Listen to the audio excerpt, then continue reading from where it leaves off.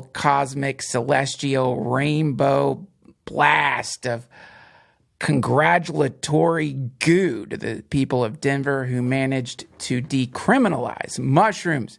If you're living in Denver now, you can walk around with fungus in your pocket without worrying that folks with guns are going to drag you into the back of a car and take you to a jail cell where your teeth might get knocked out by a bank robber. And that, friends, is a beautiful step forward, not just because it makes Denver that much cooler, and Denver was already super cool.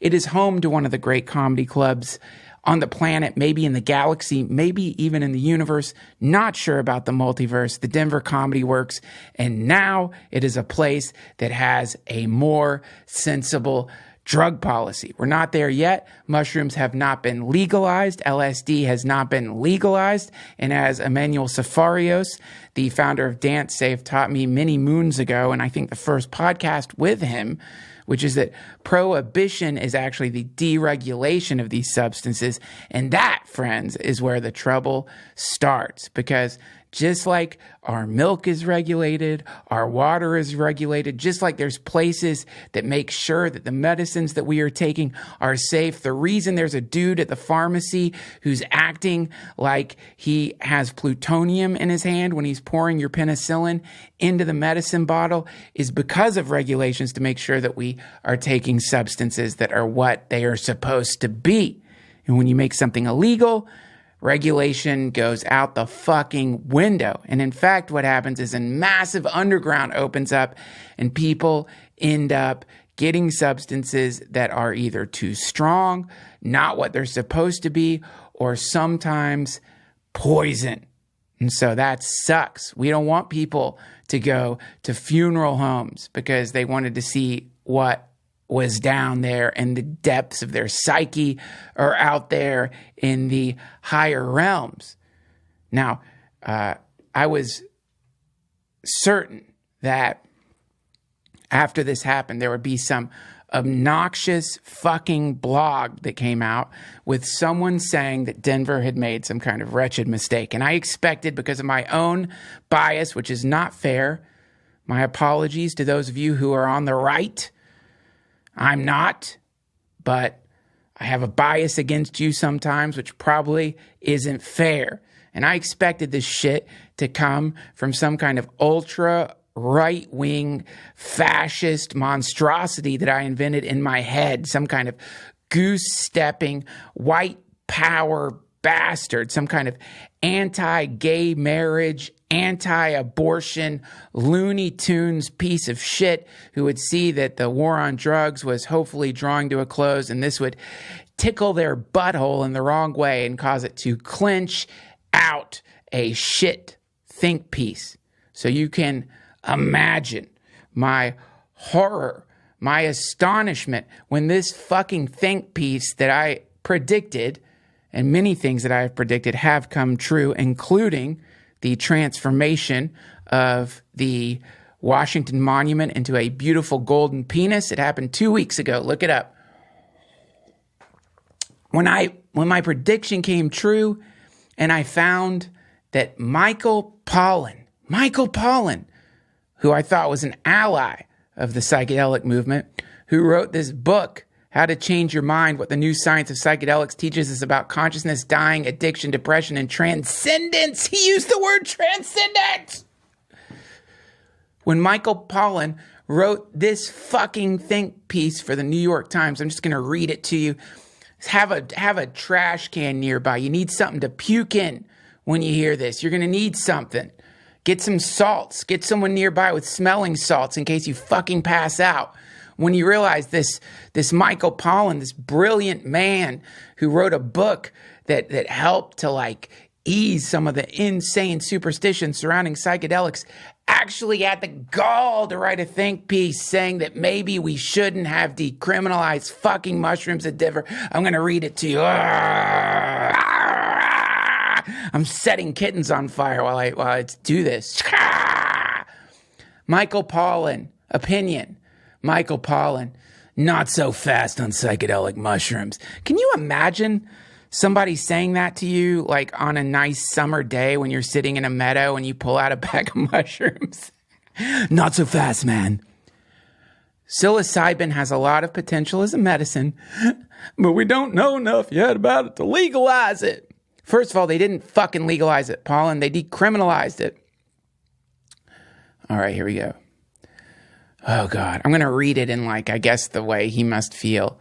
Only a few days ago, millions of Americans probably never heard of psilocybin, the active agent in psychedelic mushrooms. But thanks to Denver, it's about to get its moment in the political sun. On Tuesday, the city... First of all, come on, Michael Pollan, you fucking elitist. Millions of Americans probably had never heard of psilocybin. Shut the fuck up. What is that? Where is that? I want some backup on that, and I'll apologize if this is the case, that millions of people have never heard of magic mushrooms. Millions of people have never heard of that. Come on, it's in fucking pop comedy and songs and bongs, and you can't fucking go to any beach, walk into any beach store, and there's some dumbass shirt with a fucking mushroom on it, or alien saying, like, take me to your dealer holding a mushroom. Get out of town. Millions of Americans probably never heard of psilocybin. What are you talking about? How dumb do you think Americans are? On Tuesday, the city's voters surprised everyone by narrowly approving a ballot initiative that effectively decriminalizes psilocybin, making its possession, use, or personal cultivation a low-priority crime. It's not a crime. It's a make-believe crime. I said that, not Pollan. The move is largely symbolic. Only 11 psilocybin cases have been prosecuted in Denver in the last 3 years, and state and federal police may still make arrests. Okay, now... this guy, Pollan, goes from saying that millions of Americans don't know what psychedelic mushrooms are to saying only 11 psilocybin cases have been prosecuted in Denver. Think about that. Only 11. Only 11 people's lives have been destroyed, potentially, because they had possession of or were selling or growing a fungus that, according to the title of your book, teaches us about consciousness, dying, addiction, depression, and transcendence.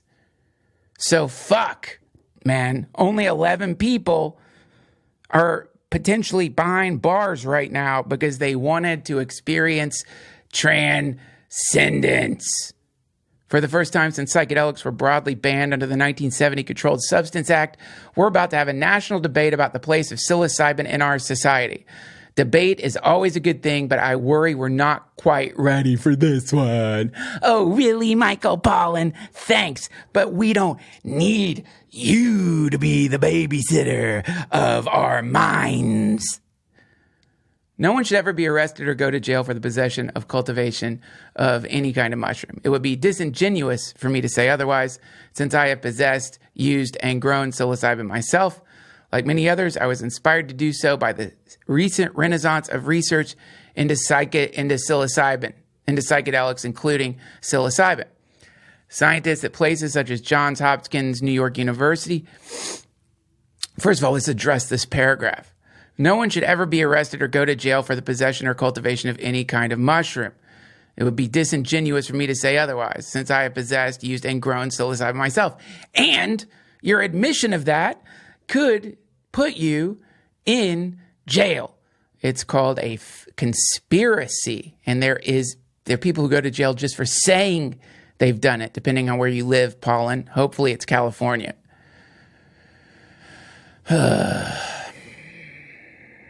No one should ever be arrested or go to jail. Then that means that you support the legalization of mushrooms.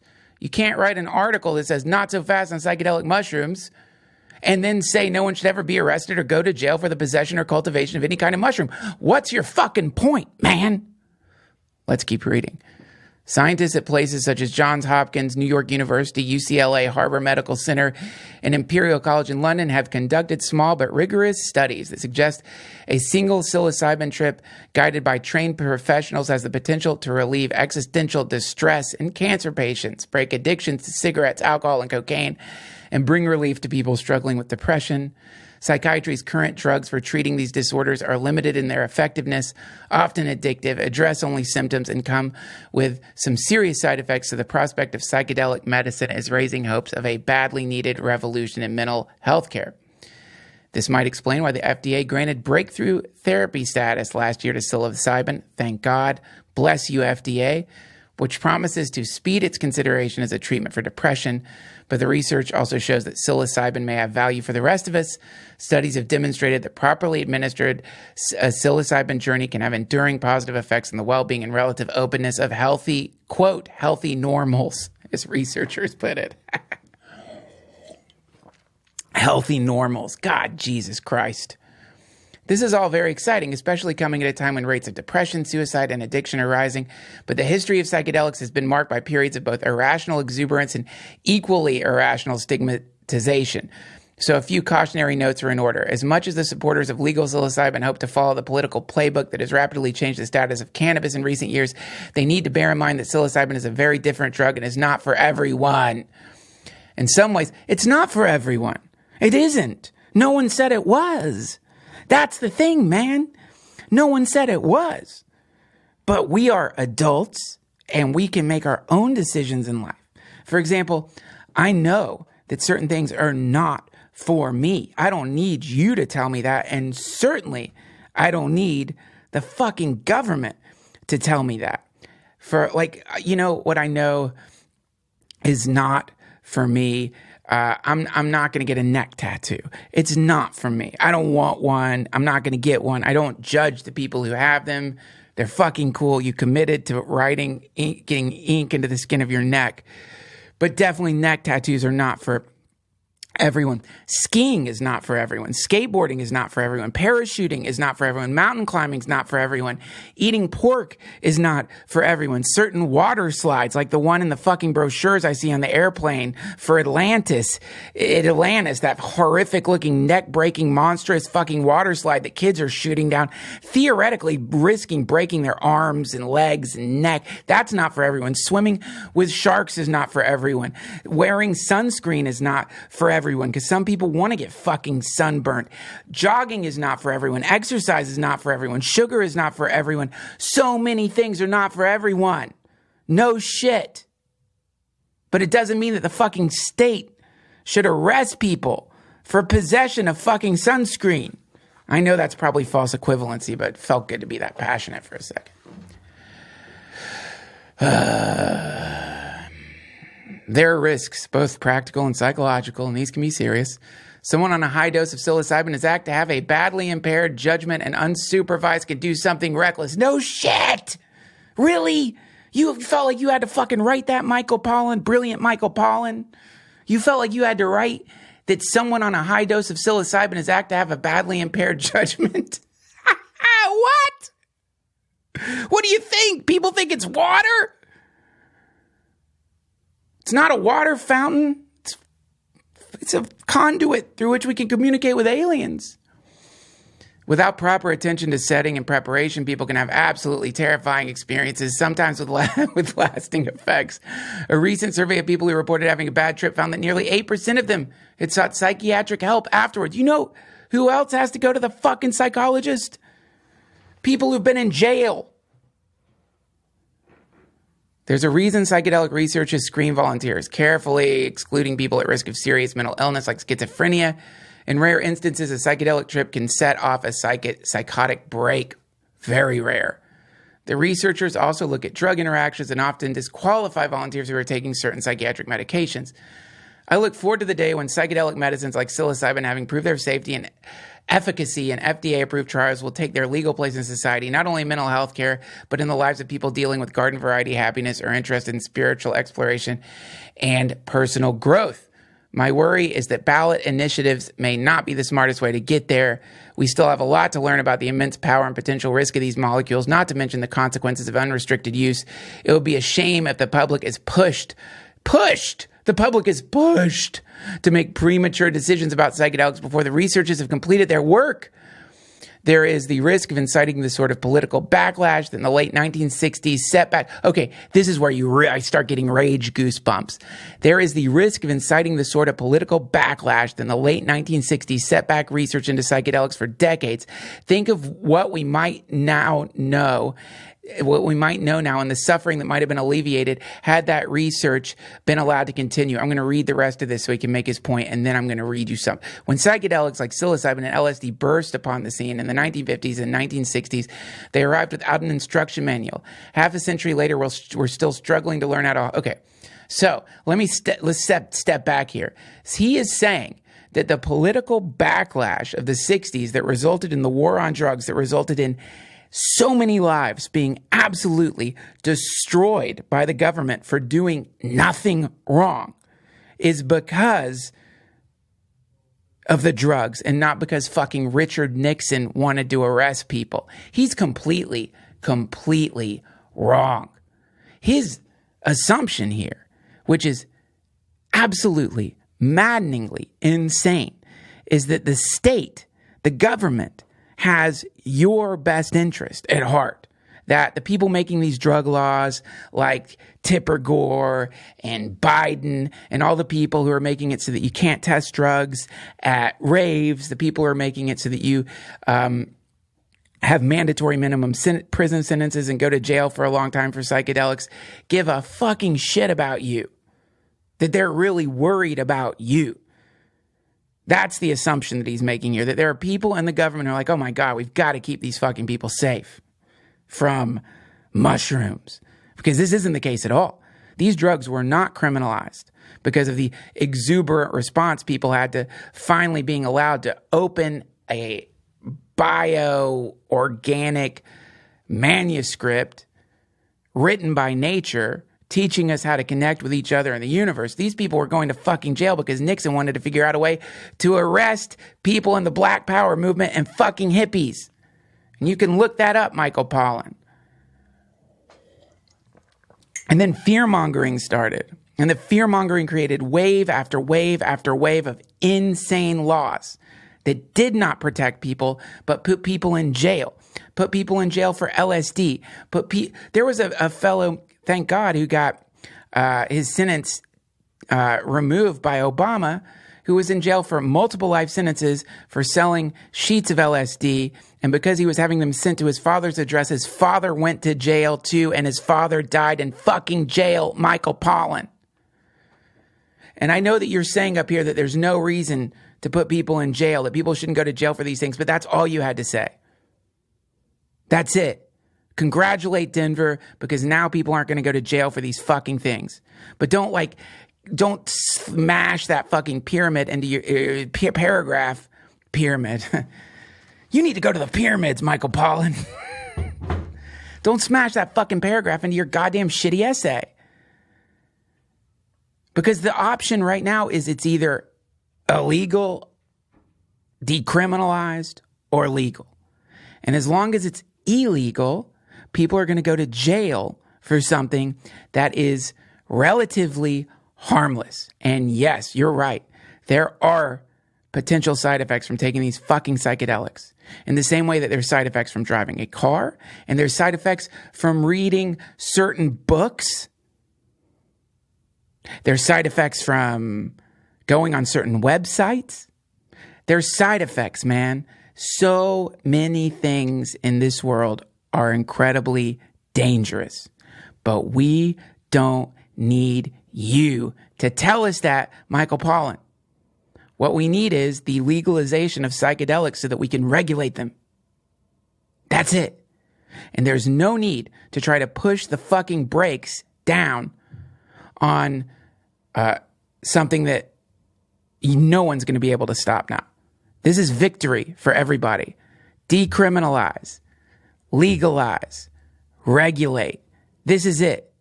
This is it. And yeah, sure, these things are potentially dangerous. I had extra dimensional entities crawl through my body, Michael Pollan. I was praying that they would climb out of my body. They were mocking my prayers. And it was scary. It was scary. I had to poop the whole time. But I don't think that the penalty for that should be me getting my teeth knocked out in prison by a fucking bank robber. That's not where I want to go to integrate that information that I got from that particular mushroom trip, which wasn't my last, but it should have been. So you're wrong here, Pollan. I'm grateful to you that you wrote that book. I'm grateful to you that you are part of helping bring psychedelics out of the closet. I understand that you feel a kind of obligation to warn people about the dangers of these things, and certainly nobody wants to see psychedelics go back in to the underground completely. But we need people like you to be the cheerleader here, not saying fucking obvious platitudes about the fact that psychedelics are potentially dangerous. Like we don't know that. Of course we do. Of course we do. And when things are, Mr. Pollan, Dr. Pollan, Michael Pollan, beautiful man, my sweet child, my lover, I go online sometimes and order marijuana. It comes to my house in a child-proof bag that I can't open. My wife has to open it for me. And inside of that fucking bag, there are a variety of wonderful types of cannabis. I like edible cannabis. And so there's a nice breath spray that has on the back the exact dosage. Or the drops that I take have perfectly metered out the exact dosage I need to take for a variety of effects. And these are all detailed and they're right because there's regulation and these drugs are being distributed in a responsible way. In the old days when I used to go buy marijuana in high school and stepped through piles of my drug dealer's pornographic magazines and looked up at the glowering deer head on his wall, the bones that were scattered about his trailer like he was like the Texas Chainsaw Massacre house. When I would go there with the benzodiazepines that I'd stolen from my mom's drawer to trade for weed, he wasn't telling me dosages. He wasn't telling me anything except that this is good shit, man. Makes your brain feel like tapioca. My bravado and passion aside, Michael Pollan, I'm sorry if it seems like I'm defaming you here. I think you're brilliant. Come on my podcast. Humiliate me with your intellect. I'll weep. I'll apologize. I'll roll over and be a yellow belly. But man, this is the time for celebration, not the time to regurgitate the shit we've been hearing ever since those dumb commercials. This is your brain. This is your brain on drugs. Any question? That shit. We've been hammered with this kind of paranoia for too long, Mr. Dr. Michael Pollan, my lovely, lovely, lovely man. It's time for some positivity. It's time to focus on the good side of psychedelics. It's time to focus not on the incredibly, infinitesimally small percentage of people who have adverse reactions to these chemicals, but to the majority of humans who, at the very least, had a great time at a show, but some of whom have had completely transformative experiences using psychedelics, not under the eye of some doctor, using psychedelics not sold under some weird fucking name by a pharmaceutical company making billions of dollars off of them, but using psychedelics in the comfort of their homes, among their friends, with no scientists around to help. It's time to focus on that. I love scientists. Because of you, because of science, my baby is okay. He had jaundice and we had to put him under those lights. That's science. I love science. And I'm excited about all the research that's happening. I'm so excited for my friends at MAPS who've been working so hard to do research on MDMA and the way it treats PTSD. I'm so excited for all the scientists who are, some of them putting their careers on the line to explore psychedelics. And I'm very excited about your book. But we don't need to pump the brakes on legalizing psychedelics. We need to accelerate towards the legalization of psychedelics and most drugs, for that matter. We need to regulate, we need to tax, and we need to use that money for drug treatment programs, which actually work to help people free themselves from addiction, as opposed to prisons, which I'm sure you're aware are not necessarily the best place to go if you're struggling with inner demons. So, that's my fucking Sean Hannity, Tucker Carlson, Rachel Maddow. Feels good. Feels good. I'm sure Michael Pollan's an incredible person. Forgive me, I got a little blustery there. I feel very passionate about this. Friends, we have a wonderful podcast for you today. East Forest is here with us. We're going to jump right into it, but first, some quick business. This episode of the DTFH is brought to you by the Angels of Web Mercy over at Squarespace. Friends, if you're ready to create a beautiful website, whether it's for your business, whether it's just to celebrate your sweet mother, Mother's Day is coming up, head over to squarespace.com/Duncan. And when you're ready to launch, use offer code Duncan to get 10% off your first order of a website or a domain. While all these chumps are out there buying their moms flowers and cakes and brownies and creams and salves and ointments and combs and hairpins and ivory jaded serpentine silvery bracelets to put around their necks and lipstick and nipple clamps and sexy lingerie, the real pros out there are getting their moms websites. Does your mother have a domain yet? What's your mom's name? Linda Schmith? Check it out. LindaSchmith.com is available. You could buy LindaSchmith.com and you could put on it all kinds of beautiful pictures of your mother. A celebrationofmoms.com is available. Can you believe that? That domain is just sitting there waiting for you. We need to celebrate moms, and a celebration of moms is exactly where you could go if you want to celebrate moms. And guess what else is available? A celebration of MILFs.com is also available, depending on what side of the erotic spectrum you want to land on. It's all there for you.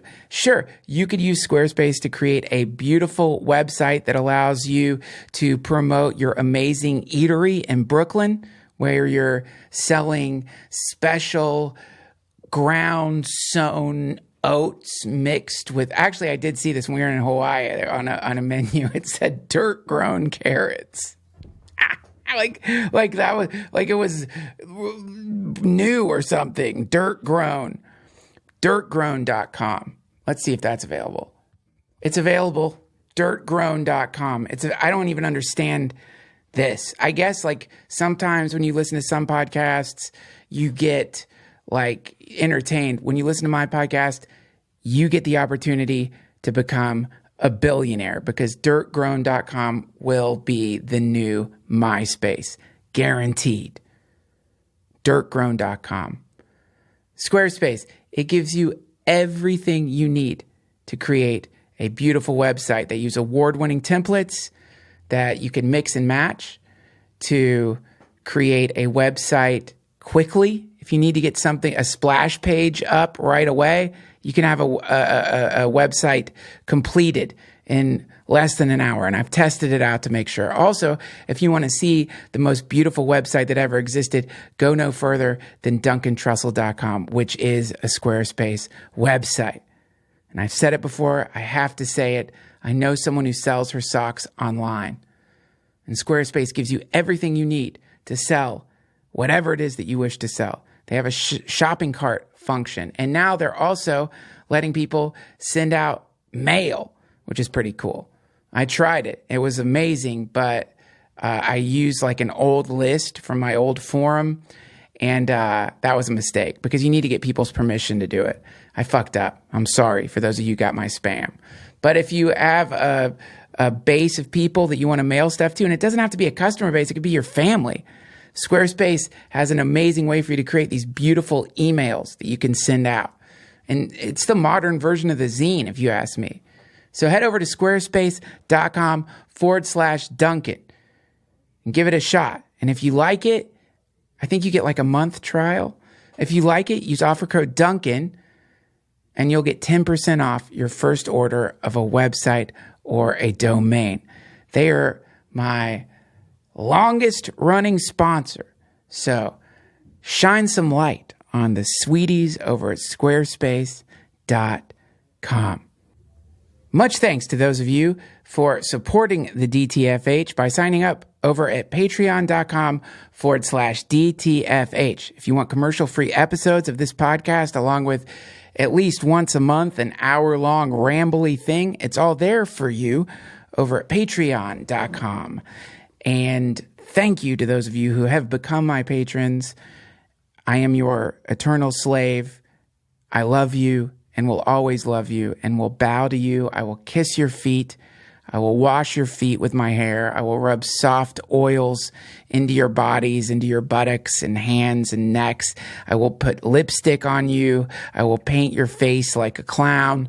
I will walk with you into the sea. I will swim down to the king of the sea with you. And yeah, sure, our lips will turn blue. And yeah, sure, sharks will take big chunks out of our bodies. And by the time we get to the king of the sea, we'll be skeletons. But one thing's for certain. I will still be your patronee, and you will be my patron. And for that, I will eternally love you.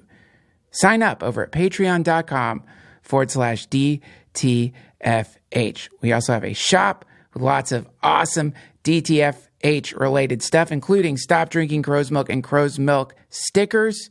Check it out at DuncanTrussell.com. I feel so lucky that I got to hang out with today's guest. Thanks to Raghu Marcus, the Love Serve Member Foundation, and the Ram Dass Retreat. Sometimes I get to rub shoulders with awakened, enlightened sweeties. And East Forest is certainly one of those. He has produced so many cool, ambient, electronic, spiritual albums that I can't name them all. Most recently, he has gotten into a project with Ram Dass and is producing these beautiful tracks, one of which you can hear at the end of this episode. He has a, I believe, 5-hour album called Music for Mushrooms that is designed for a mushroom experience. And I was lucky enough to get to see him perform live at the Ram Dass Retreat. He is a wonderful human being, and I thoroughly enjoyed this conversation with him. If you want to connect, all the links to find him will be at DuncanTrussell.com. You can also download his music at Spotify, Apple Music, or wherever you get your music from. Now, without further ado, everybody please welcome to the DTFH, the brilliant East Forest.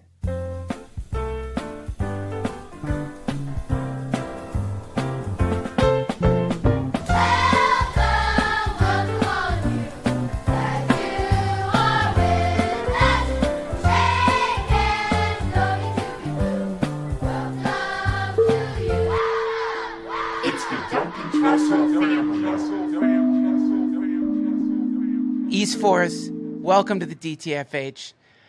I am so grateful to you for taking the time to do this here in Hawaii, where we could see this beautiful beach right in front of us waiting. Does this win the record for best view while podcasting? I don't know. I mean, these days... You don't know?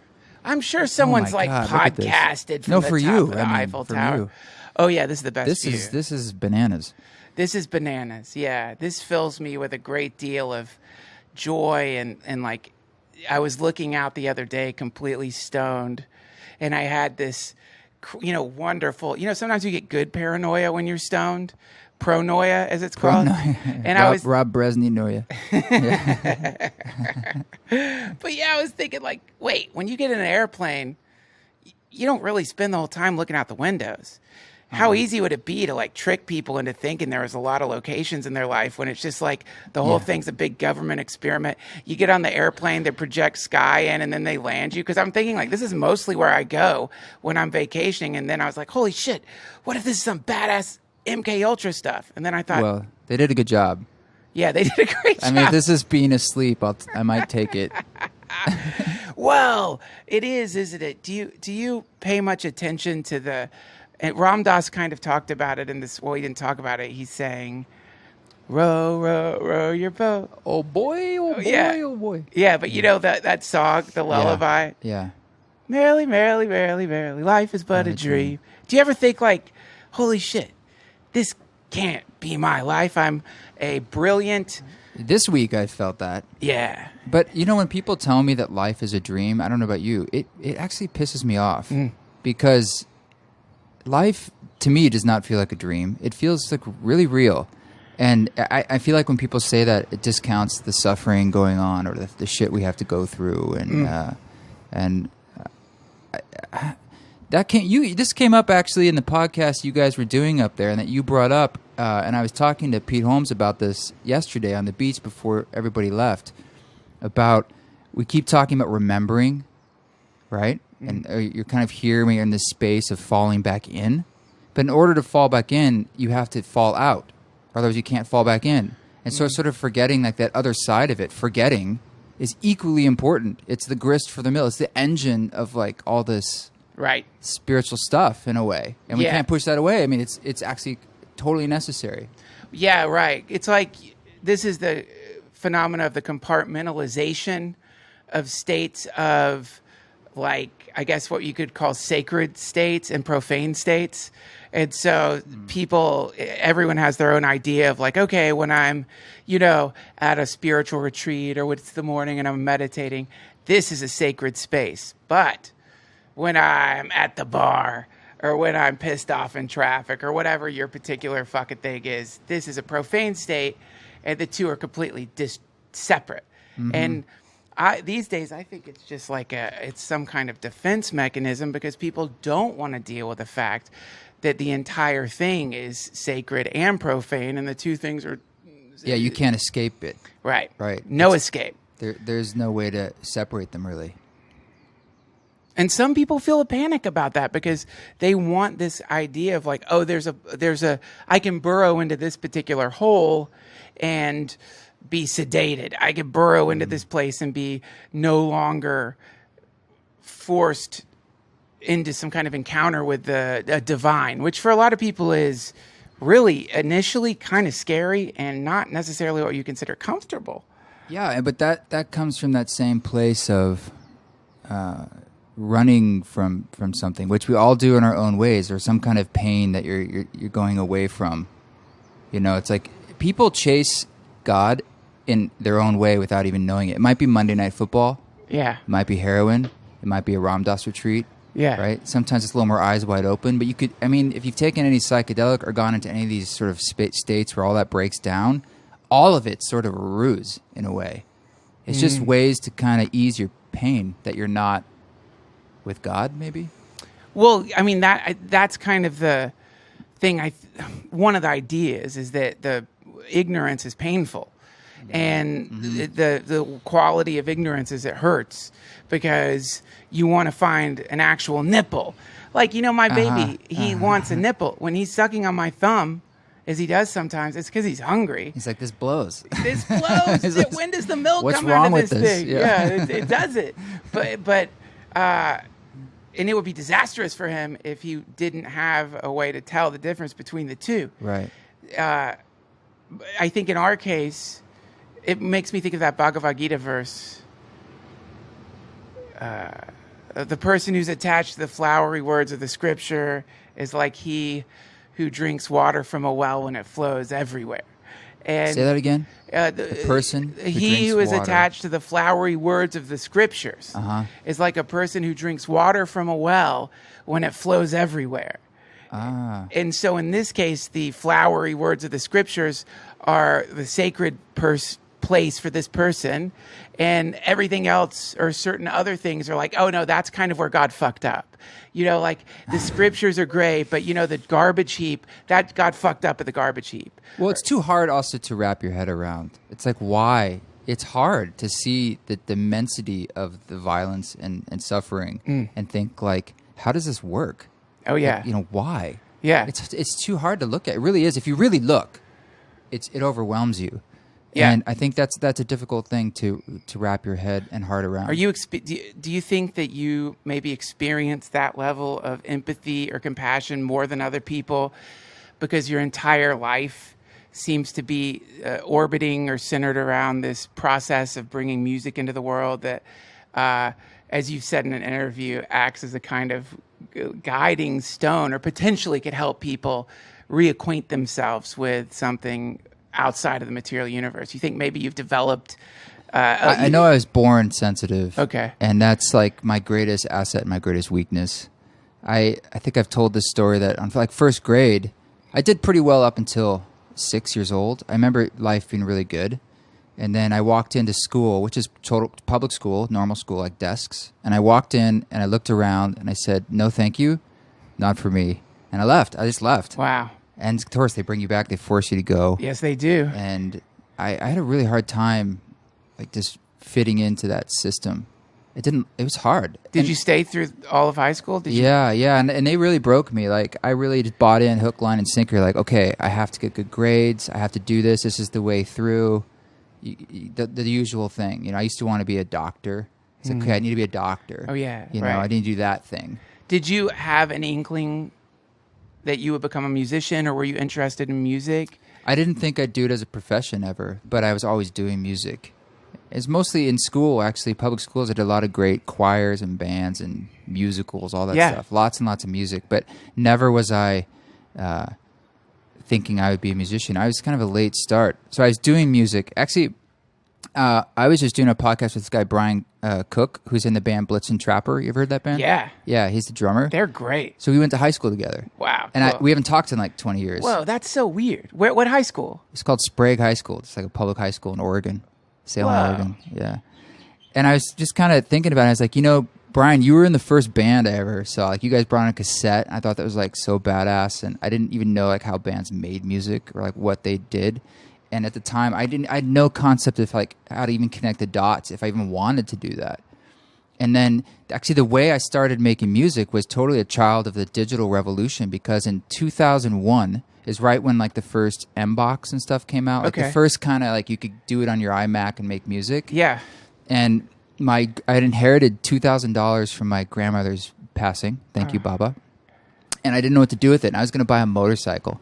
I didn't know how to ride motorcycles. Yeah. But I was like, this is a smart decision in New York City to buy a motorcycle. Sure. Right? It's totally safe. You can park. That was my thinking. You can park anywhere. Get right through traffic. It's a smart deal. So on eBay, I found this motorcycle. It's a Yamaha Vulcan, which is a pretty decent sized bike. Didn't know how to ride. Was bidding on it and thinking like, I guess if I win, I'll just like figure it out and write it down. It was just the dumbest thing on earth. And I got to the last few seconds of the bidding, and some guy snatched it out, bid it. So I didn't win. I was kind of crushed. So instead, I said, I guess I'll take this $2,000 and I'll get some of this music stuff. And I called up, I think it was a store at Sweetwater, and I still talk to this engineer there, sales engineer or whatever. And he sold me an M-Box and some, basic mic. Actually, it was this mic, this Sennheiser. No shit. Yeah, it was this one of these, I believe. And I started making music under my little loft in my little studio in Soho, and it sucked. Yeah. Totally sucked. But what did it feel like when you started doing that? Oh, it was a blast. Yeah. I mean, like, as you know, it's just fun. Yeah. And since then, I've probably made like 25, 30 records since then. And as you do in life, you just get better as you learn by doing. Yep. I do. And I just got slightly better and over time until one day, it wasn't until recently that I was like, because I'm self-taught, like as a mixing engineer too, and I finally was like, I mean, there's way more to learn, but I think I kind of have an approach that I like, versus like I'm just trying to make it sound good. Right. Yeah. Right. Yeah. So and that there's an exhilarating feeling that goes along with it, because you must have felt that with comedy. Yes. There must have been a turning point you might have seen in the rearview mirror. Yeah. Like, I think actually it was like 2 years ago I started to feel more confident. Sure. Yeah. Well, this is the learning curve, and this is why, like in martial arts, the belt system kind of makes sense. Yeah. Because you do, like, it's like there is a recognized kind of series of degrees or levels that seem to go along with any endeavor that involves learning. Mm-hmm. And certainly with music, there are these points where you feel like, oh shit, oh wow, I think I do kind of understand this. For me, music has been mystifying, and I never once in a million years thought I would start trying to make music. I've loved music. I love listening, but never in a million. Musical notation. I have musician friends, and the way they listen to music is different from the way. But all of it has seemed like almost a completely alien landscape. When you started getting good, better. Good is That's so cool. Improving, I should say. Yeah, every learning more excellent skills. Yes, but there is a commonality between people I know who are brilliant at their particular craft. They all are humble. Because there's like so much more. It just never ends. It's like, oh my god. But when were you like, okay, I'm going to go and do a live show. I'm going to like book myself somewhere and go in front of people. That never was hard for me. I immediately put myself out and embarrassed myself. It wasn't so hard to do the live shows. It's more hard just to get better. I had some really ridiculous experiences live-wise, especially in New York City. I used to do like just regular old bands, Yeah. And played in all the clubs down there in the Lower East Side, all around, all sorts of ridiculous. I got pulled off stage. I've had the power go out and I sang on like a chair. You got pulled off stage. Unfortunately, that was actually more recently. Yeah. It was horrific. Where was this? It was in Oregon. I was playing a show in Grants Pass, was it? Or Klamath Falls? Somewhere. It was let's say a conservative crowd. Okay. I was opening for a friend of mine named Crystal Bowersock. She's a dear friend. She was on American Idol. Okay. In like in the heyday. She's the runner-up. Wow. So she and she still that made her career. I mean, there's like 10 million people who saw that. Jesus Christ. And half of them were rooting for her. So wow. I love Crystal. She's amazing. Amazing voice. Like one of those people who sings like it's just water coming out of them. Just can sing anything. So she's just cool. She's like, "Do you want to open for me on a few dates?" Which isn't maybe a natural fit, right? And I was like, "Of course." And so we're doing this show with a conservative audience, old people, TV people. Yeah. And I'm doing my thing, and I'm feeling like they're paying attention. I was like, these people are actually, over and over again, I'd see people really, they'd resonate, they'd get it, they liked it. But the promoter, whoever, he thought it should be country, or it needs to be this, or it needs to be that, and he's freaking out because he's projecting what their experience is. Yeah. And he's off stage doing like, cutting the throat thing, and I thought there was like a fire or something, like, oh, God. Stop. Making all these gestures like 20 feet away. And so I was like, all right, folks, well, I think, we need to end the show, and thank you very much. And I get off stage, I was like, what's the problem? And he's like, they're just not into this, man. They're not into it. And I was like, are you kidding me? I only played for 30 minutes, and you cut me short? It's like, how dare you? And then afterwards, of course, I met like these 70-year-old ladies and stuff, and they're just like, that was really interesting. What is that? How can I get your music? And stuff. Wow. They're feeling it. Yeah. He just didn't want to go there. He didn't want to open himself up to something new and different. Well, But it was crushing, as just me as a performer. That's hard. I'm sensitive to that stuff. Well, and also rejection at that level is like they say man. It affects a different part of the brain. The normal pain, like there's some kind of like tribal thing where, because if you were rejected from the tribe, you were gonna die. So that kind of like performance level rejection, even from some neurotic idiot. And, you're really trying, and you're already in a support role and putting yourself out there, and it's vulnerable to go. I'm sure you've done this in comedy where you're trying to play for an audience that's. You got to fight to win them over, and have not won them over. It's scary. I respect you guys for you guys have to do that all the time. Yes. All the time, man. And drunk people, horror stories. Drunk people are the worst. Or the thing with comedy, stand-up comedy is, and maybe this has changed a little bit, is that people just assume that all stand-up comedy is the same. So they'll just go to a comedy club and imagine the guy he's gonna make me laugh. But they don't realize that some comedians have very, very different political and especially these days metaphysical sensibilities. So but do you think that one of the problems is that you are bringing spirituality into your music? Oh yeah. And for a lot of people, this is completely not cool. In fact, you're one of the... Which is so weird, because I'm not proselytizing anything. No. All I'm really putting out there is just relax, and maybe something will emerge inside you that's already there, that's universal. I'm not even. I mean, maybe more lately in these ceremony concerts I'm doing, it's a bit more overt, but it always goes back to, this is about you having a felt experience. There's nothing you can argue with in this. There's no buzzword. There's no like flying dolphins or Jesus that. Nothing. Yeah. It's just about, take a breath. What do you notice? It could be a feeling. It could be a word. Hold on to that for a second. Next song, Yeah. Write what's coming up down. Okay, it's just walking people through something they could, because that's what I want. I want it to be something that builds a bridge. I don't want to just preach to the choir. I want to do something that's universal and that speaks to that core human experience that we all share. Yeah, and from the songs that I have listened to, you do have many, many albums. So I didn't have time. I would have to spend like a week. Disappointed, Duncan. Yeah. I'm sorry, I only had like kidding, I didn't. dude. But from the songs I did listen to, which are beautiful, Thank you. One of the things I was impressed about is that you don't fall into the trap that it seems like a lot of spiritual music falls into, of being didactic, or there's sense of there being an agenda or a feeling of like, or bad music. Bad music. Sorry, I'm not trying to put anyone in that category, but a lot of it, I feel like they could work a lot harder on the music side, because it's like there's a lot out there these days, and for us, we're inside the same system. All of us as artists, it's like you should be working hard. You should be making interesting art. You should be on the cutting edge. Don't be lazy just because this is spiritual or something. So no. I play in a lot of yoga festivals. I get a lot of bookings in that world, and I'm a black sheep. I had some guy come up to me a couple years ago. He's like, I love what you're doing. He's one of the musicians. He says, if you just put in some more mantra into your music, you get a lot more bookings. Wow.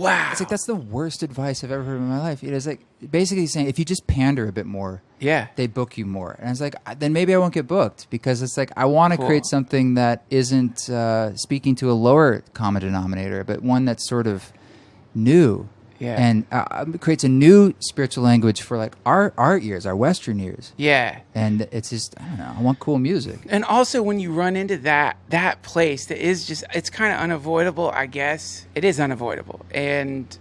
But there is what you just told me. I mean, it does sound like that person who came up to you was Lucifer, potentially. It sounds like something. Listen, let's commodify mantras. I have an idea. It's in the back room, yeah. Yeah, you could. If you just say these 3 words in your songs, you'll be rich. Yeah. And the you know what to do. This is the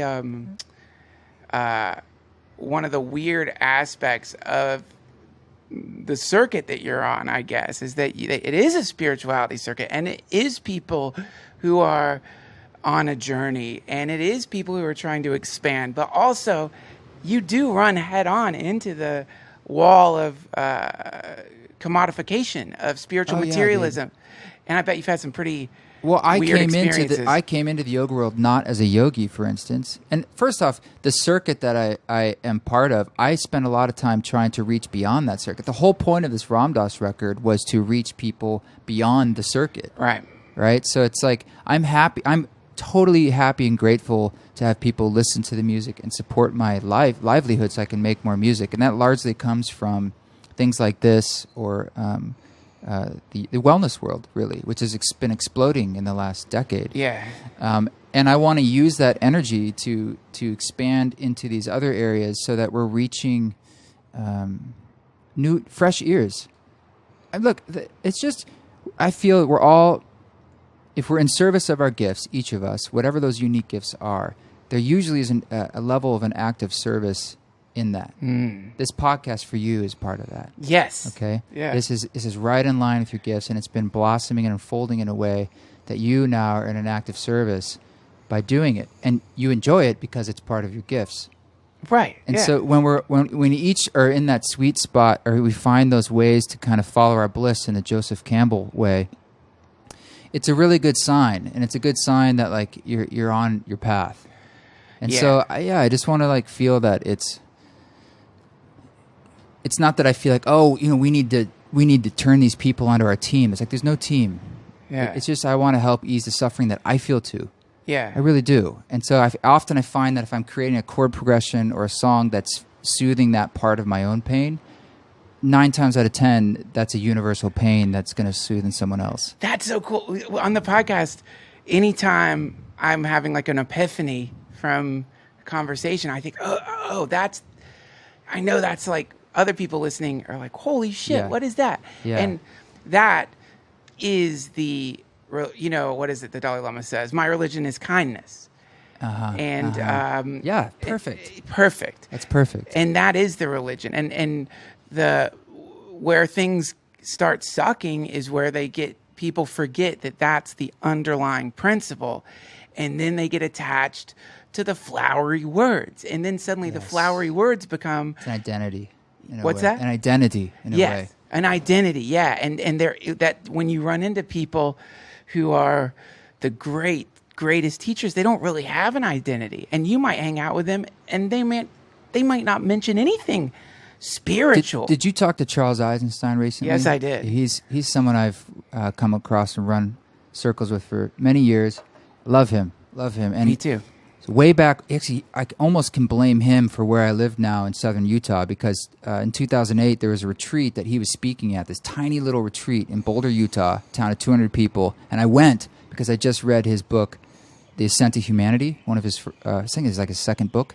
It's a really thick book that takes us through like the Stone Age when we lit the first fire to today, and how we've been on this like trajectory where going through numbers and language and agriculture and everything, and how that was a necessary path that we're on to get where we're going. But anyway, when I met him, what I liked the most about him is that he walked his talk.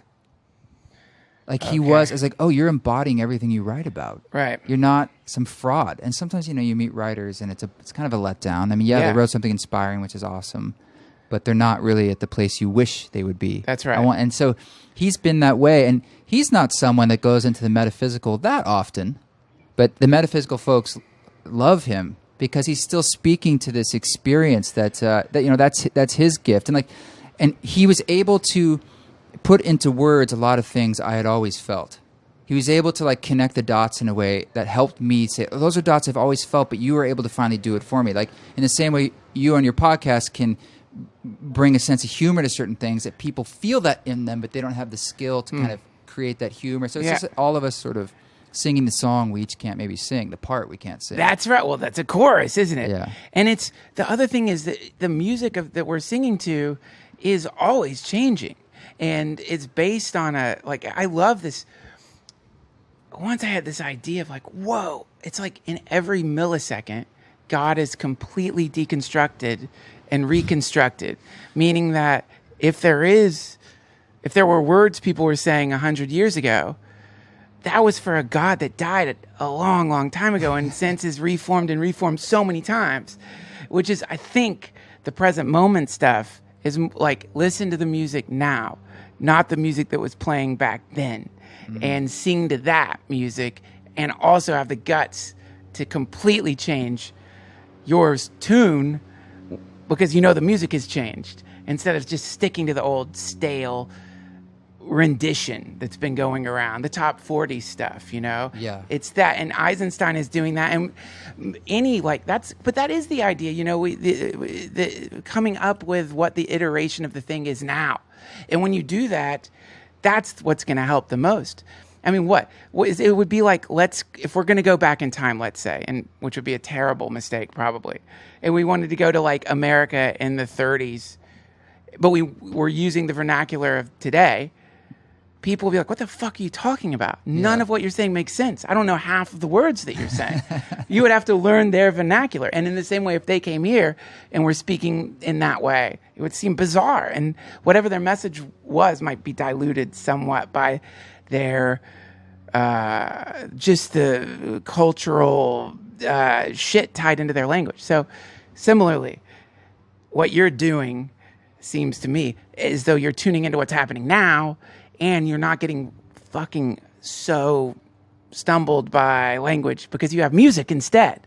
Well, that's one thing I think is cool about music is that, sometimes you say something or write something and you look back 10 years, what an ass I was. Why did I believe that? And then I think about everything I say now, and am I just going to think that in 10 years? So I try to be careful with anything I'm too strong about in my beliefs. Yes. But music sort of transcends language, Yeah. and it goes straight to the emotional center. And I like to create music that has a sense of timelessness to it. I wanted to do that with particularly the Ram Dass record, not do something that was too trendy, because I want it to last. Yeah. And I want it to something that can speak to someone, both not just the words he says, but the music behind it isn't going to feel like, whoa, we're not there anymore. Like it's that sound of the 2019 or whatever. I'm so glad you pulled it off too, because one of the things that usually just frustrates the shit out of me, man, is like when I'm on YouTube and I'm like, oh, I just want to listen to some Terrence McKenna lecture. Oh God, you know, like, and you're the music line. And some son of a bitch. yes, somebody put like some awful like psytrance behind It's it. like And you're dentist. It's like a dentist making music with a machine or something. Yes. It's like we just want to hear him. Yeah. But you and Beretta have both pulled off something that's amazing, which is like instead of having music that is overwhelming or trying to italicize parts of what the teacher's saying, it just is like harmonizing with it. And that I think is very difficult. I hope it makes it more accessible for people, particularly who are not familiar with Ram Dass. Yeah. Because I think for a lot of the faithful of Ram Dass, for them, they might prefer just to hear a talk. I'm like, great, go hear a talk. And it's like, you can't please everyone.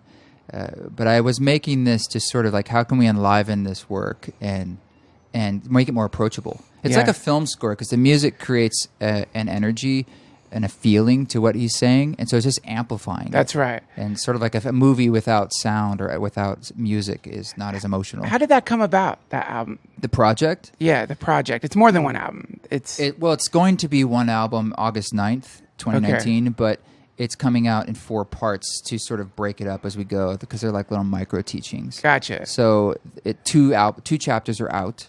Chapter 3 is on June 21st, the solstice, and Chapter 4, which is the whole 14-track album, is August 9th. And you went to hang out with him to record that? Yeah, about 10. It was in last June, and I just pitched the idea to Raghu, and we had met because I did his podcast, and it's one of these things where like I had a publicist, which was his brother, for a different record thing, different series going on, and we just weren't getting a lot of traction.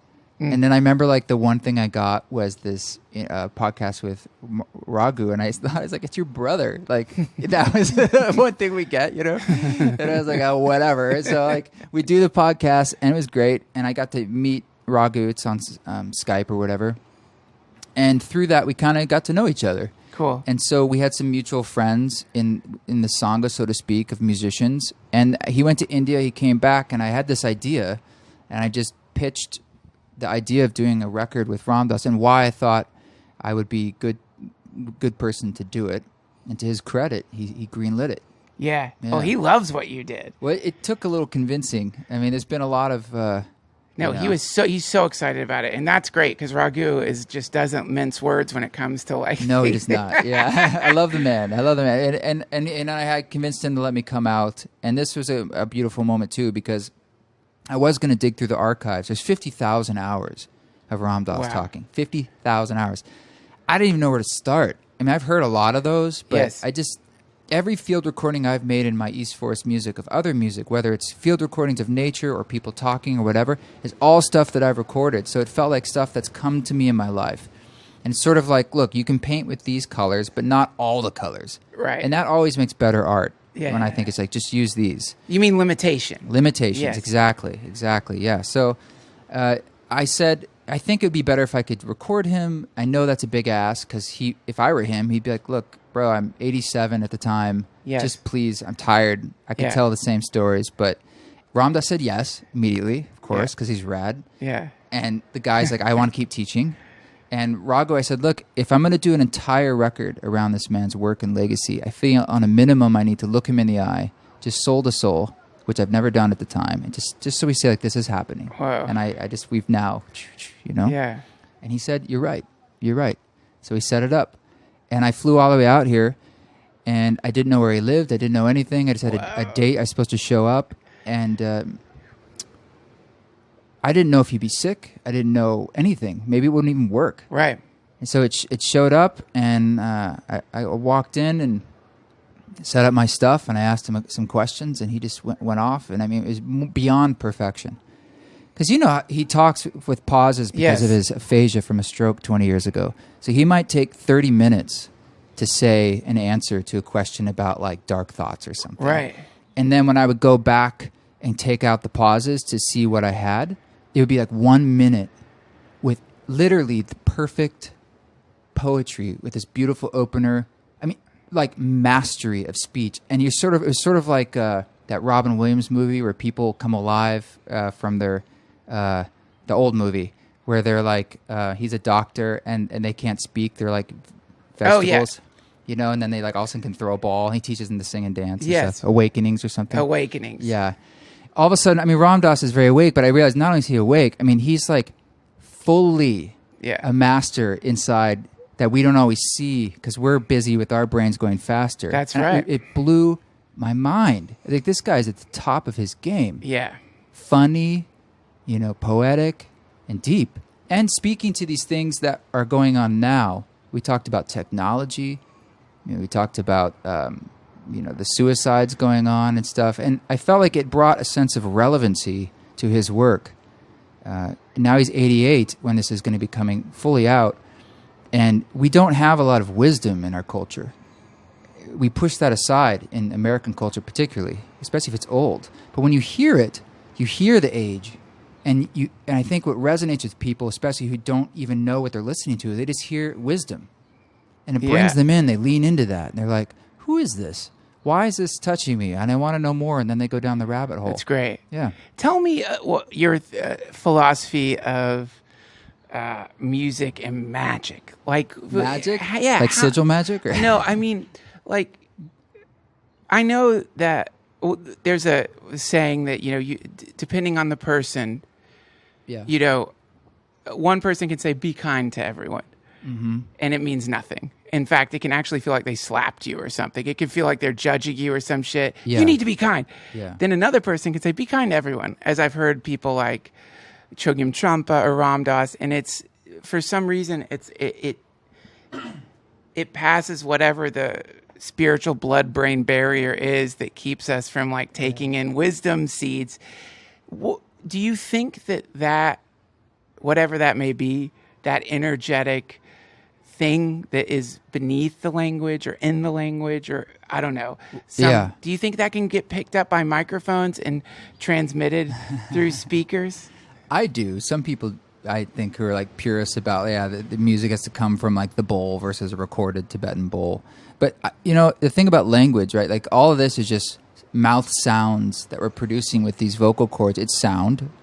Music is sound. It's encoded into the Big Bang.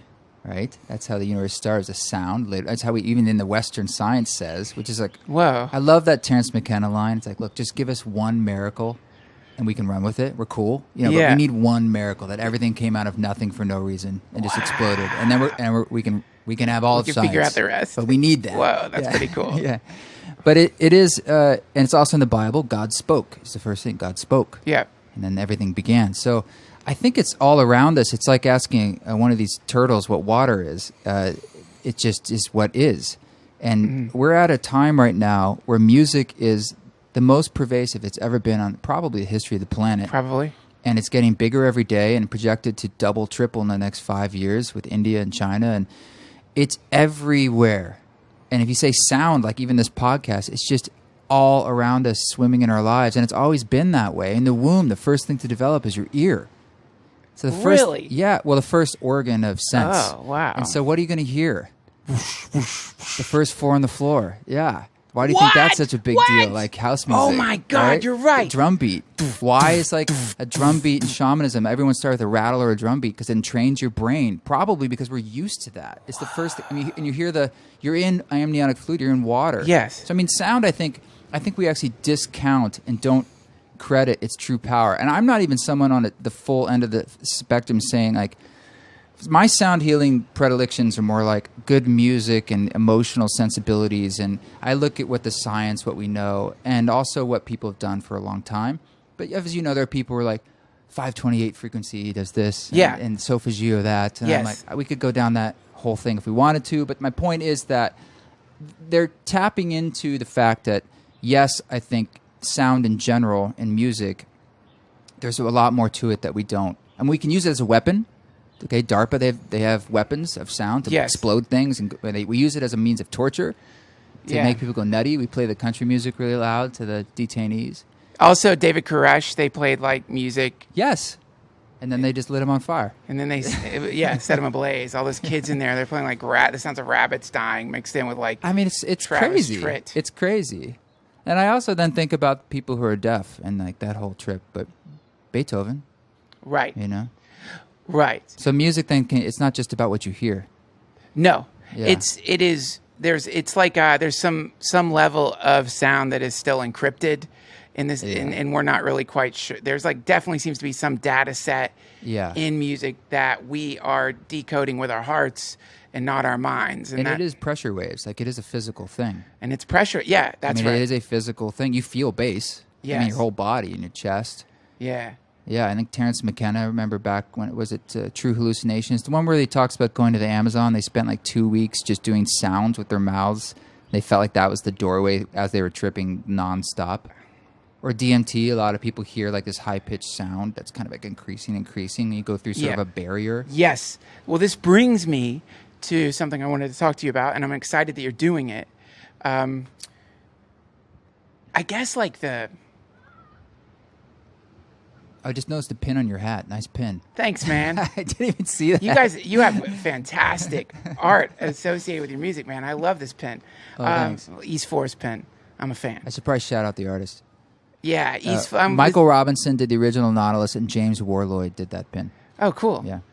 So, I don't know if you read about this or not, but they found a pouch. Did you read about this? A pouch? They found a pouch. Who's they and what's a pouch? Yeah. You didn't hear? They found a fucking pouch, man. It's a beautiful pouch. Like the original bag of weed? They found a pouch made of fox noses that's 1,000 years old that had ayahuasca in it. Come on. And it's the oldest. Where did they find this? They found it in I think it was in my suitcase. Does they have an Instagram account? Because I really want to follow they. They're always the ones that know everything. They're amazing. They say. They're incredible. You got to meet them sometime. But I don't know, some anthropologist or whatever. Someone out in Peru, I think. Yeah. But the implication is amazing, and no one knows how far back ayahuasca goes or the ceremonies surrounding mushrooms. But one of the things they do have in common is music, drums, and a shaman who is using the technology of music to guide people, to heal people, to help protect people. And so it's pretty amazing that you have made, how long is it? A 6 hour? 5 hour. A 5 hour, I don't know, do you call it an album if it's 5 hours? It's an album, yeah. A 5 hour album to guide people through a psilocybin experience. Yeah. And so I wanted to talk to you about that. But before getting into the music part, what are your theories on guiding trips, on being guided through a trip? I've always had a kind of scattershot approach to psychedelics, and I have yet to be guided through an actual experience. So I wonder if you could, really? Yeah. So have you not done ayahuasca, worked with ayahuasca before? No. Because it's always in the container of a ceremony, which is an interesting thing about that drug, is that it's not divorced itself from the ceremony. Wow. Nobody parties with ayahuasca. Wow. No other drug is like that. That's cool. So it comes with it a lineage of music, the Icaros songs, which they define them as the technology of the main thing. That's what's calling forth the spirits. That's what's guiding it. They are alchemical, these songs, these melodies, and they do them. That's why they do them. Psilocybin, on the other hand, for instance, doesn't have that. It did have some ceremonial lineage in Mexico that we know about, but it certainly didn't travel with it to the States. Right. And we don't have. For all intents and purpose, it doesn't have that. And that's the case with most Western use of psychedelics, besides ayahuasca. And conversely, historically, all indigenous use, almost all, used music as a central vehicle for the ceremony, the central the central tool. Even like a Lakota sweat lodge, they're singing songs. And this is not obviously probably just because this is fun or that's the way to pass the time. It's actually the way to work with the brain and the way to work with the medicine and the way to work with your consciousness. And I think they figured something out a long time ago about set and setting, about you need to feel safe and you need to feel comfortable in order to have a positive experience, which doesn't necessarily mean it's not challenging, but positive. Right. And so I wanted to create something with psilocybin because I have a relationship to that compound, which we could get into, but there isn't anything out there. And as you know, with like Michael Pollan's new book, and that's just sort of an example of the changing cultural winds that are happening more recently, where it's really starting to happen. It's in Colorado on the ballot right now. That's today. Today, there you go. And California, it's the next wave. The FDA fast-tracked psilocybin as a breakthrough therapy status for depression. Wow. And that, I got to hand it to him. I mean, I don't know a lot of the details of that other than that happened. But it's like I think they actually saying like we this is an epidemic. Yes. And what do we do? That's right. And so this is all happening in Johns Hopkins, NYU, the Imperial College of London. There's been more research happening over the last decade. And I looked at the music that they're using because they publish publicly the playlist of their music. And I know a lot of that music, but none of it was written for psilocybin. Right. It just happens to work for psilocybin. And they cobble together these things, and they do research on it, and people are having positive experiences, but I think it could be even more. And I had my own research going on that was just sort of in the shadows for 10 years, and I've been developing this music and this protocol. When you say research... Oh, cat's coming out of the bag. It doesn't have to come out of the bag it's if you okay. don't. No, it's okay. So the research you did was, I'm imagining... Guiding people. Yeah. And what is the size of the groups that you would work with? I don't like it to be any larger than 20 because it just feels like it's too much energy. You know, it's too big. There's a responsibility there. It's the hardest thing I've ever done, but the most rewarding thing. And this is playing music for people who are moving through the experience. Correct. And so this record, Music for Mushrooms, a soundtrack for the psychedelic practitioner, is from that space, and so it's live. Wow. It's also improvised. Wow. So it's coming from the energy of that space. And if I wanted to play that again, I'd have to like learn it from the recordings. I don't know. You know what I mean? Yeah. And so you're hearing something be birthed, and I think that's also interesting too. This is a little more metaphysical, but the music is imbued with the energy of the psilocybin because it's coming literally it's springing from that space. What is that space? What is that space? Yeah, I certainly don't know. I certainly don't pretend to understand it. But it's sort of like the energy of Maharaji or the energy of nature, the energy of all these energies that we are part of, but is like putting your finger in the electric socket of the highway of the universe. And all these different compounds get you to a different highway, perhaps, whether it's DMT or LSD. But psilocybin is just one that early on seemed to become an ally for me. Not that I do it that often. It's more just like it's been a supporter of it's been assisting me. Like the music I made 10 years ago, starting this, was literally just how do I do this? So I thought, well, I guess I'll loop. I guess I'm going to do. It's going to be probably slower and more long form because that helps with people's experience. I was bringing in these nature sounds that I recorded because everyone knows nature is really wonderful on psilocybin, and so these are all ways to soothe you. And let you go safer to go inside and go on this experience and ultimately have a more profound spiritual experience. And that seems to be a lot of the juju for folks when they're having something positive out of this in these studies, where they rate it being one of the top spiritual experiences of their life. Yes. Up there with like the birth of a child or the death of a parent. And they still felt that way years later. But I have a feeling it wasn't just a chemical thing. It was that spiritual aspect. And so the idea of ceremony itself, I feel like is a really important part of these protocols. It's not just about like, a pharmaceutical can reproduce the psilocybin once the FDA says you can. You just take it like an antidepressant and it just changes things in your brain. I think it actually does. And that's what we need more research on, because that could be these wonderful applications maybe for addiction and things. Yeah. But I think that ceremonial aspect of like the experience that you have and that spiritual element is a lot of the healing. It's a psychological thing. Sure. Yeah. I mean, it can't just be. This is like I talk about this. I'm sorry if you guys have heard me yap about this, and I'll make it real quick. But in the Brothers Karamazov, there's this sort of, I guess, analysis of Saul of Tarsus being converted to Paul on the road to Damascus, completely blind, used to persecute Christians, has a vision. Jesus appears, says, Saul, Saul, why do you persecute me? And at that moment, he's converted and becomes one of the great Christian missionaries. But Dostoevsky's analysis, which is Christian existentialism, is like, well, if Jesus just touched Saul and he like changed, who gives a shit? It's like there's nothing there that's worth anything. It's just like a magical act. Why would we be human? Yeah, that's it. But he was saying what happened is that at that moment, this person had an opportunity to shift their consciousness, their soul identity in a way that made them no longer monstrous, and they did it. And so this is, I think, the dance with any psychedelic. Is it's like, oh, sure, look, here is your choice. I'm going to show you a place you are weirdly familiar with that you've never seen before. I'm going to show you the fact that the entire universe is teeming with entities that you up until now maybe haven't quite seen. I'm going to show you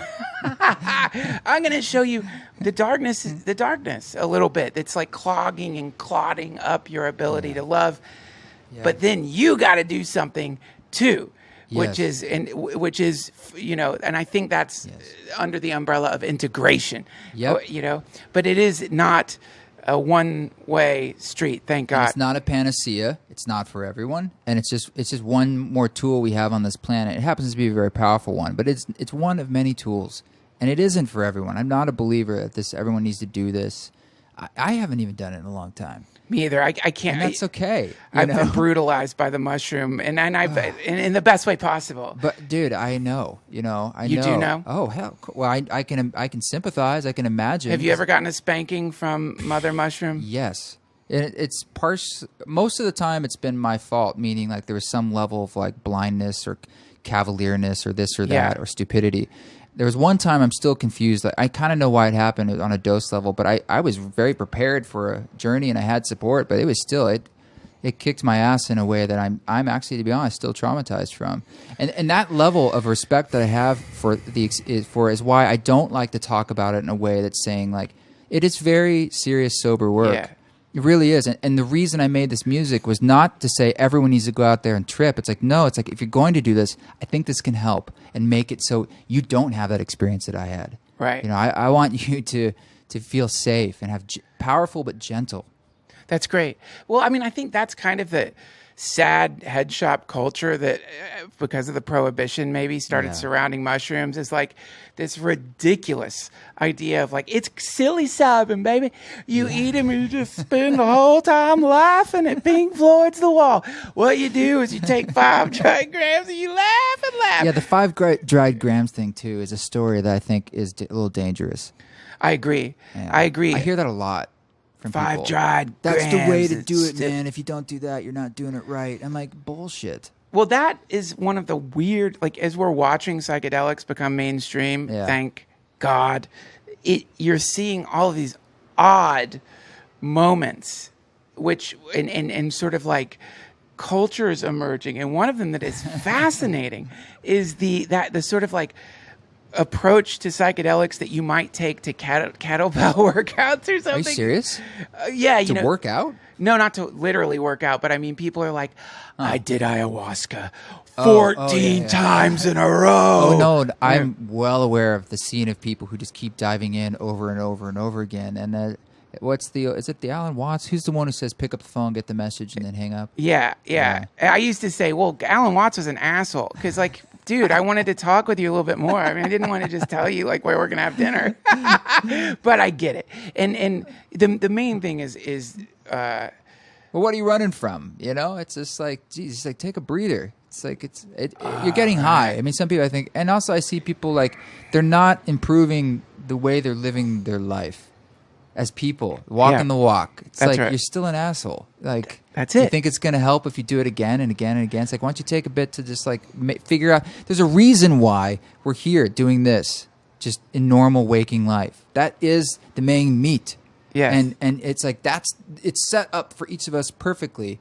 and how you're born and your journey and all your struggles. It's like exactly what you need to handle and what you're able to handle. And if we going into those realms to learn things and get perspective is extremely powerful and valuable. But always going into those realms, it just sort of starts to. There's very few people, unless you're on the shaman path, where that's what you're going to be doing. Yeah. They're about the only ones who need to be doing that. That's right. Well, this is, to me, there's some kind of strange corollary with the stories of people from Tibet going down into India to get the Buddhist teachings. Yeah. And the technology of spirituality that... the realization that spirituality is a technology, that Buddhism or the systems that exist are non-different from like the stuff we have that is materialized as computers, the internet, whatever. It's a technology. And so in the same way that people go and research technology all over the world and bring it back to their businesses, people are going and grabbing like the Buddhist teachings or the Hindu teachings or whatever. But similarly, I think as psychedelics become more mainstream, people are going to realize the DMT realm is a realm. The mushroom realm is a realm. And the idea is we're going there to gather these bits of data.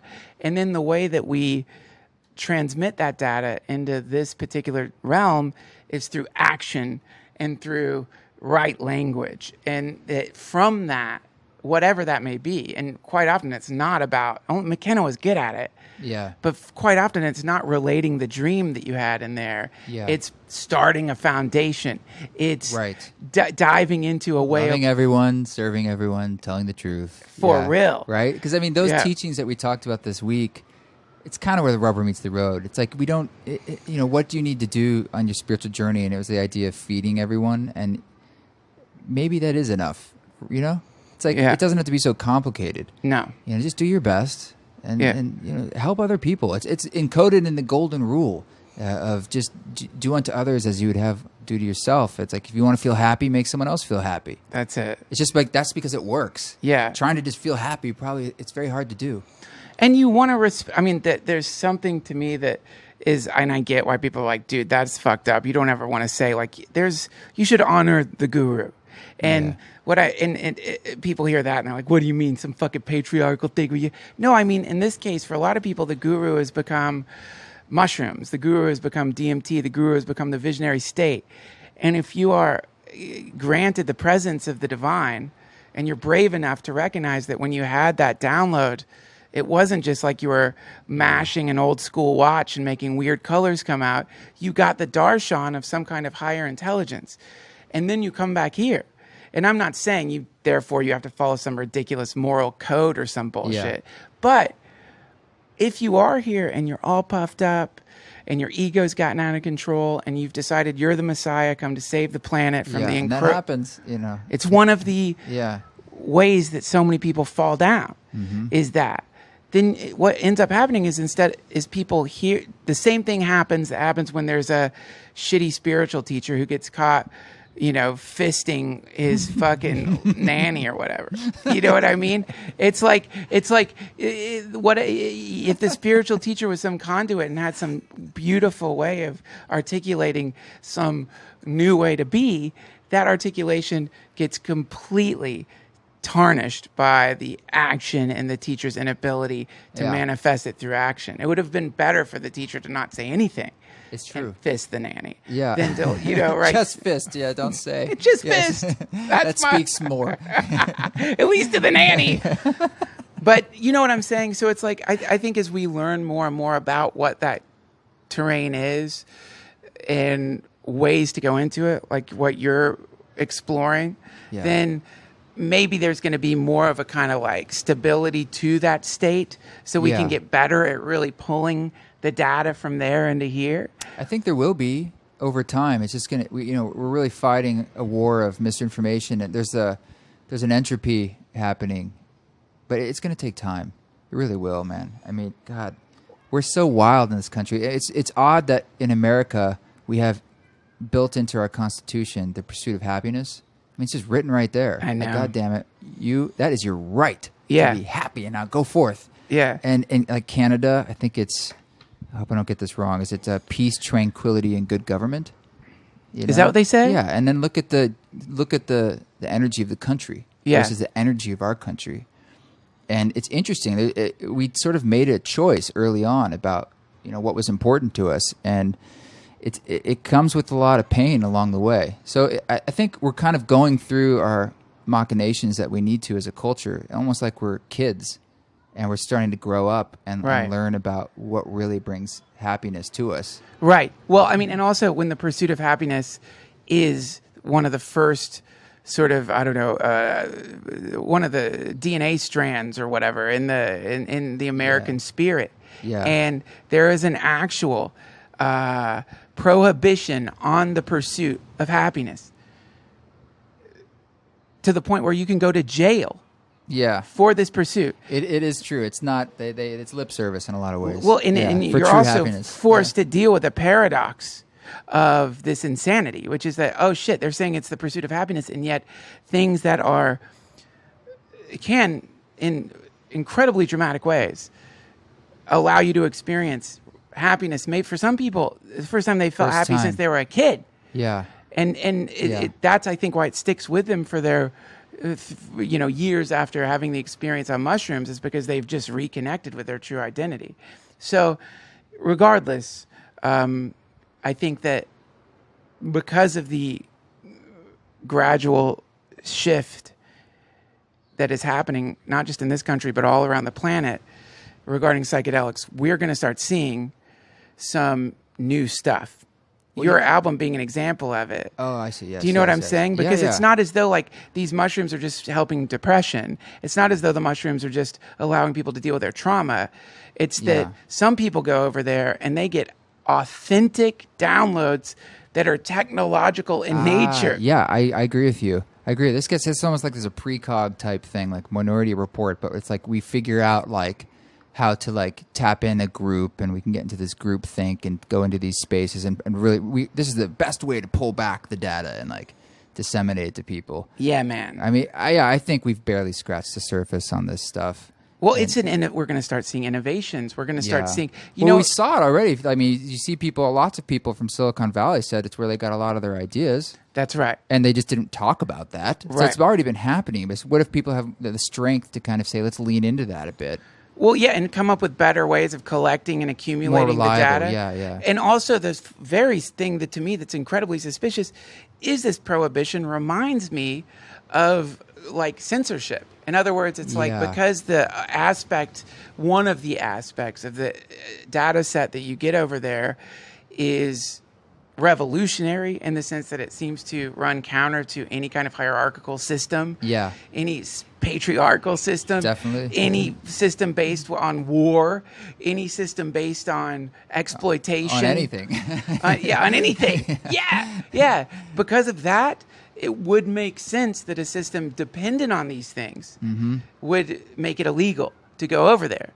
And so now, because of someone made a big mistake, I guess, I don't know, but they let the research start again. And because of the research, scientists, thank God for the scientists, in the FDA, I used to think they were all evil. They're not. Yeah, there's They're just good people everywhere. Yeah. And it is generational to some degree. Yeah. And that's why it's a slow process. But I think you're it's part inevitable. of that. You're part of that. That's what's cool about what you're doing, is because I have thought of it sometimes as like, oh my God, there is some kind of legislative dam that has been built around the portals through which we can access a higher realm of thinking. True, yes. These dams have been intentionally created by people who are making money off of weapons, imprisoning people, and just blowing shit up. Antidepressants. Yes. Yeah. And now the dam is breaking. And when a dam is breaking, you have a certain amount of time to deal with it before the entire structural integration of the dam is fucked. So, that's like, okay, you can stick your thumb in the hole there maybe, but then there's going to be water shooting out of there. Yeah. Stick your thumb there. So to me, I think we're witnessing the breakdown of this, what would you call it, an ontological dam. And whenever someone like you comes out of the psychedelic closet, so to speak, though I don't think anyone who knows your music... I don't think I was more just sort of... Much of my music was from that space, but this is the first time I said, You this guide is people. designed specifically for this. And I'm actually like, my biggest target is these research studies. And so I've been spending a lot of time going through the channels of friends of friends of friends and meeting all these people. Great people. They all are great people. Absolutely. They're just working within a system where they're trying to quantify it and qualify it and work with the FDA. And I'm just saying, hey, I got this thing here, and it's another tool. I'd love for you to try it. Let me know. Maybe I think this could be even better. We could get even better results. And everyone else can use this to do yoga, to teach, to study, to have sex, whatever they want. Just put on. That's all great. I just said, but they had a specific design. So don't write me and say, I don't like that the song takes 10 minutes to build. It's like, that's the point. Dude, I cannot do my bench presses to your fucking Mushroom album. Yeah, the shaker comes in too late, bro. How do you do it, though? I don't understand how you if you're doing live music for that amount, I don't understand how you, theoretically. I don't understand it. Yeah. Okay. So I just got to see you live for the first time. I was not dosed up in any way, by the way. I mean, I didn't think you were, but I was still I was impressed, man. Yeah. You've got the looping pedals. You've got the Nord. And you have some other stuff going on. I'm not sure what it is. A lot of stuff going on. Yeah. Plenty of places for things to fuck up. Did you see what happened? I don't know if you were at the beginning. I was at the very, very, very, very beginning. I hit I had to start some stuff on Ableton, and it just didn't start. Something was wrong. And I had, of course, that sinking sensation of like, oh God. Yeah. Because my whole trip on this one was about giving myself over to like Maharaji and this idea of like, I'm not in control. And I get very worried about this stuff. Me too. Because I'm the only guy. And so I'm my own tech guy. And I'm like, I have dreams about this. And, I bet. And so this time I was like, I'm going to play with the energy of like, I give it up. I give it over. So whatever's meant to be. And I give it over. And so I hit play, and it just goes. It's like, really? I look back at the picture of him, and I'm like, you don't want this to happen? It's okay. And I'm just a little bit freaking out, you know? So I had to go down there and, like, do the whole, like, troubleshoot while you're, you know, everyone's like, you know, who is this guy? Let's hear some music. It's scary stuff. Well, it would be scary if you seem scared. You've maintained a complete state of absolute tranquil calm to the point where no one thought. I mean, I saw it and I was like, not a big deal. I don't know what it is, but it's not a big deal. Was it a big deal? Was it really fucked up? It was a big deal in the sense that I didn't know what was happening. So your brain's like going through all the possibilities of like trying to, you know, troubleshoot computer things in your head. And I just tried something and it worked. Yeah, you pulled it off but so well. It might not have, you know what I mean? And so you just have to roll with it. I had a performance once where I was playing and all of a sudden all the sound is gone. Like as if someone, like a total party foul. Like just at the like climax of this big song. And I turned around and there was a 95-year-old woman, which is odd, inside a club. And she was in the back of the stage. I don't know who she was or where she came from. And she kicked the power cable out of the wall. And I was just like, when something like that happens, it's bizarre. It made zero sense. It's like, well, I don't understand who this is. This is all young people here. Did you talk to her later? Yeah, it was someone's grandmother who they were trying to position her for the next set, for Trevor Hall's set. And she was crossing behind the set in the back. And she like poked her head out and just kind of waved as the power went out. And when something like that happens, you're just like, what are you going to do? What are you going to do? So, yeah, stuff happens, but... That is also the kind of shows you play at. That is a thing that could happen. I think that's beautiful that there's a 95-year-old lady. That was like a club in Massachusetts, sold out, sweaty, hot. How did you adjust for that? We plugged it back in and we bantered while I restarted everything and we finished. Yeah, because that's what you have a practice and you're calm and no one's like. Well, yeah, were you pissed? Calmer. No, I wasn't pissed at the crowd, but you old piece of shit. Get the fuck out of here. Yeah, right.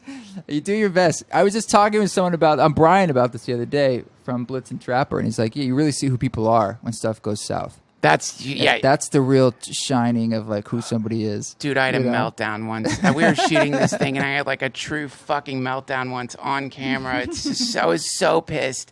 I was like so embarrassing. What so did you embarrassing. I was like, This was like years and years ago. I still, thank God I have less meltdowns now, but I was out of control, man. My mom was dying during this production, and I was just like, there was just a bile sack Yeah. that was full, Yeah. bulging bile sack of just just shit in me that would Needed to come out. Yeah. You can just but this is why we need this is I think why psychedelics are so glorious in a guided situation, because if you are taking the psychedelic with friends and you're doing whatever the dumbass thing is you're doing, for us that used to be like going to the mall. Oh my God. But watching Pink paranoia, Floyd, The Wall, or going to a laser light show. Yeah. And suddenly you're confronted with the bile sack. Yeah, it wants to be dealt with. Wants to be dealt with. Yeah. That's the thing. It's coming up because it's like, help me be expunged. That's right. Yes. And your friends are like, dude, what's wrong with you, pussy? Man, I saw this, one of the most sad videos. You know, there's a whole genre of Salvia Divinorum videos on with kids filming themselves on Salvia. There was a phase of that, yeah. This fucking video, man, this kid is on Salvia and he says something like, I wish I could find it. I wish I'd saved it. He looks at his friends and he's like, you guys, I suddenly had this weird sense that we've been together forever, and that we live forever, and I've known you guys forever. And his friend's like, "Shut the fuck up!" Punches him in the arm. Oh my God! They punched him. My God! He didn't even say anything. Horrible. The kid sat like he's had this epiphany. He's like fucking slams him in the arm. Like, shut up! What are you talking about? Be a few lifetimes so that one gets dealt with. Yeah. Yeah. But okay, so I am. We're going to wrap it up here. The beach is calling us. But I wanted to, if possible, and I'm sorry to put you in this position, but you do this with your music, and I've seen it in some of your interviews. What is right now, like if there is a song being played by the present moment or the exhalation of the divine, what do you think the words to that song are right now for the You're asking a guy who has very few lyrics. But yeah, to me, it'd probably be more of a melody. But the words, honestly, it'd be something like, sometimes when you do psychedelic trips or you have these big epiphanies and you try to write it down because you want to translate that seed back into your lives, and it just looks like, it just says love, or it's like a picture of a circle or something like that. But I often, if I had to kind of sum up all of those experiences, even the good and the bad, there's always been this message of like, it's just all good. Mm-hmm. It's all good. And we can find some kind of solace in the idea that even when things are shitty for all of us, because they are, and like we said, you remember, but you have to forget. That's the engine of this yin yang of our lives. Yes. Inside, it's being held inside this egg, this container of it's all good, and maybe that's love, maybe that's just the continuity of existence in life. But there's a simplicity to this statement because it's just trying to represent a larger energy that is beyond the boundary condition of this consciousness that we have right now. Just like trying to tell my dog it's all good. He won't ever understand those words, but I can transmit that feeling. And there's these octaves of consciousness, just like in music, there's octaves of music that go in infinity in both directions, literally. Yeah. We have to trust that we can only, like the spectrum of light we can see, there are these octaves of our consciousness, and there has to be more beyond and below, because there's more in everything else we look at in the physical universe, right? Yes. So it's bound to be the case with consciousness too. So we just have to understand that it's all good. I hope. East Forest. I think you're right. It's better now. Thank you so much for your time here. I really love appreciate you, brother. it. I love your show. Thank you. Thank you. I love you too. Yeah. Where can people find your stuff? Eastforest.org. If they go to eastforest.com, it's I think it's Chinese or something. They sell like things I don't know, lizard's breath, and it's nothing. I would like to. Yeah, I haven't been able to communicate with them to try to buy the domain, but they've been around for 10 years. So it's .org, eastforest.org. Eastforest.org. All the links will be at duncantrussell.com. Thank you so much. Peace. Hare Krishna. Thanks for listening, everybody. That was East Forest. All the links you need to find East Forest will be at duncantrussell.com. A sincere thank you to Squarespace for sponsoring this episode of the DTFH. And much thanks to all the mothers on planet Earth for allowing us to exist and for making sweet, slow,